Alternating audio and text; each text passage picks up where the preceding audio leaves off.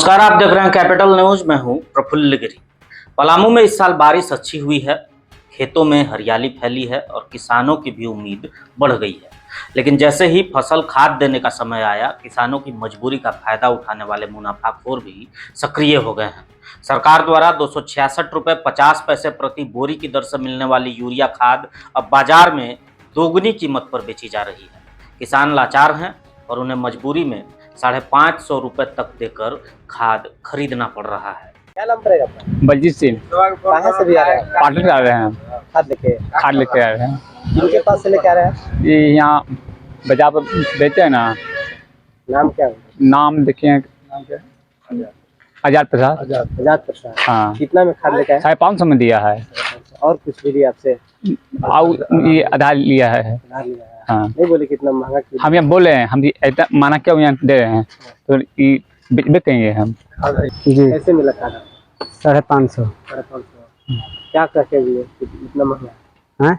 महंगा रेट देके बोले कि इतना महंगा मिल रहा है तो हम क्या करें। कुरवा मोड़ से आ रहे हैं। खाद लेके आए। खाद कैसे लेके खाद मिल रहा है अभी आप लोगों को? 550। 550। इतना महंगा रेट में कैसे आप लोगों को मिल रहा है? नहीं बोले कि हम लोग को कम, किसान काफी महंगा रेट में खरीद रहा है। बोलता है खाद है नहीं, खाद कम है। कोरबा से पूर्वा से कैसे बोरा खाद मिल रहा है आप लोग को? 550 रुपये बोरा। 550। इतना महंगा मिल रहा है, कुछ नहीं बोले आप लोग डीलर को? बोले तो कहा कि क्या कीजिएगा, ये इतना ही रेट का है। ये कहीं लेना है तो लीजिए, नहीं तो जाइए। लेस्लीगंज और पाटन प्रखंड में जिला कृषि पदाधिकारी दीपक कुमार के नेतृत्व में हुई छापेमारी में इस गोरख धंधे का खुलासा हुआ है। कार्रवाई में 2 दुकानों को सील कर दिया गया। नीलांबर पीताम्बरपुर बाजार स्थित लक्ष्मी बीज भंडार में टीम ने पाया कि दुकानदार सरकारी दर से करीब दोगुने दाम पर यूरिया बेच रहा था। मौके पर रखे गए 16 बोरे यूरिया जब्त किए गए। वहीं मौजूद किसानों के बीच सरकारी दर पर उसे बांट दिया गया। दुकानदार चालान तक नहीं दिखा पाया, जिसके बाद दुकान को सील कर दिया गया। इसके बाद टीम पाटन प्रखंड पहुंची। वीडियो अमित कुमार झा की मौजूदगी में मणि बीज भंडार की जांच हुई, जहां शिकायत सही साबित हुई। वहां से 47 बोरे यूरिया और 21 बैग ऑर्गेनिक खाद जब्त कर वीडियो को सौंपे गए, ताकि इन्हें किसानों को सरकारी दर पर बांटा जा सके।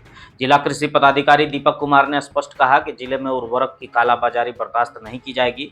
जीरो टॉलरेंस नीति के तहत कोई भी विक्रेता अगर किसानों की मजबूरी का फायदा उठाता है तो दुकान सील करने से लेकर अन्य कड़ी कार्रवाई की जाएगी। वहीं खेती करने वाले जानकार कहते हैं कि यह घटना कोई नई नहीं है।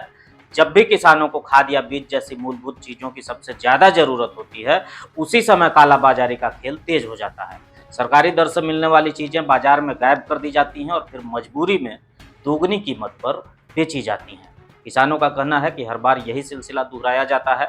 खेती उनकी आजीविका है, इसलिए उन्हें किसी भी कीमत पर खाद खरीदना ही पड़ता है। ऐसे में मुनाफाखोरों को अवसर मिल जाता है। पलामू के किसान पहले से ही कई तरह की समस्याओं से जूझते हैं। कभी मौसम धोखा दे देता है तो कभी सिंचाई की व्यवस्था नहीं रहती। इस बीच जब अच्छी बारिश हुई तो किसान खुश हुए, लेकिन अब खाद की किल्लत और कालाबाजारी ने उनकी मुश्किलें बढ़ा दी हैं।